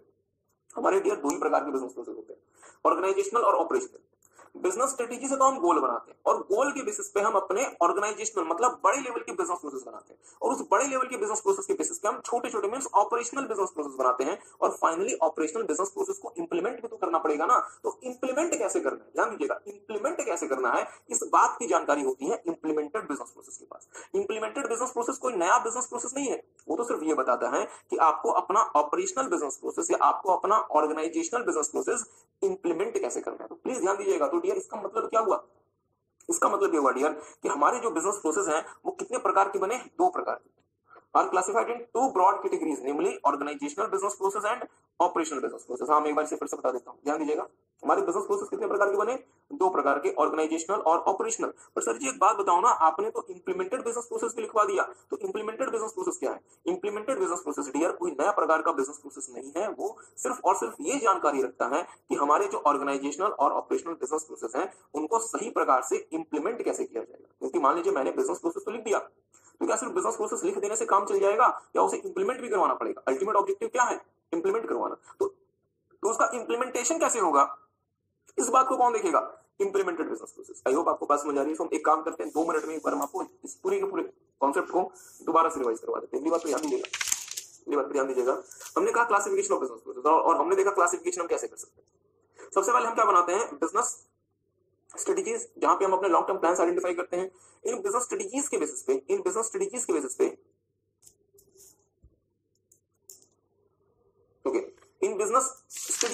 हम क्या करते हैं, फिर अपने गोल्स बनाते हैं जहां पे हम अपने बिजनेस स्ट्रेटेजीज को छोटे छोटे हिस्सों में डिवाइड करते हैं ताकि उसे इंप्लीमेंट किया जा सके। गोल्स को इंप्लीमेंट करने के लिए हमें कुछ बड़े बड़े बिजनेस प्रोसेसेस एग्जीक्यूट करने होते हैं जो कहलाते हैं ऑर्गेनाइजेशनल बिजनेस प्रोसेस, जो कि हाई लेवल बिजनेस प्रोसेस होते हैं जिसको हम अपने टेक्सचुअल फॉर्म में मेंशन करते हैं, उसके इनपुट आउटपुट और dependency on other business process.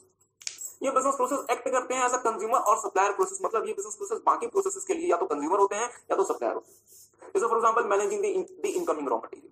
अब एक बड़े ऑर्गेनाइजेशनल बिजनेस प्रोसेस को के लिए आपको बहुत सारे छोटे छोटे बिजनेस प्रोसेस मैनेज करने पड़ते हैं जो कहलाते हैं ऑपरेशनल बिजनेस प्रोसेस, जहां पे एक्टिविटीज और उनके रिलेशनशिप स्टेप को स्पेसिफाई किया जाता है। और एक बड़े ऑर्गेनाइजेशनल बिजनेस प्रोसेस के एग्जीक्यूशन के लिए बहुत सारे ऑपरेशनल बिजनेस प्रोसेस की रिक्वायरमेंट होती है और ऑपरेशनल बिजनेस प्रोसेस की ही मदद से हम क्या करते हैं, इंप्लीमेंटेड बिजनेस प्रोसेस बनाते हैं जो इस बात की चर्चा करता है कि आपको अपने बिजनेस प्रोसेस को इंप्लीमेंट कैसे करना है। ध्यान दीजिएगा, इंप्लीमेंट कैसे करना है, क्योंकि हमें सिर्फ और सिर्फ बिजनेस प्रोसेस स्ट्रक्चर नहीं करना, उसे इंप्लीमेंट भी तो करना है। उसके इंप्लीमेंटेशन का काम कौन देखेगा dear, implemented business process. So take some time, एक बार इस फोटो को देख लें। बिजनेस स्ट्रेटेजी से हम क्या बनाते हैं, गोल्स से हम क्या बनाते हैं, ऑर्गेनाइजेशनल बिजनेस प्रोसेस, उसके बेसिस पे ऑपरेशनल बिजनेस प्रोसेस और finally implemented business process. I hope आपको बात समझ आ रही है। ओके, एक काम करें, एक बार से पढ़ लें, ध्यान से एक बार से पढ़ लें, टेक सम टाइम, एक बार से देख लें।